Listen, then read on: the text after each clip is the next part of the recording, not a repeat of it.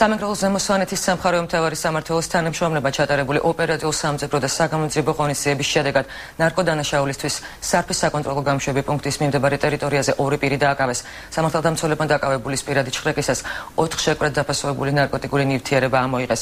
ექსპერტიზის დასკვნით ამოღებული ნარკოტიკის საერთო წონა 11.2 გრამი იყო, რომელშიც 2.5 გრამი ჰეროინი აღმოჩნდა.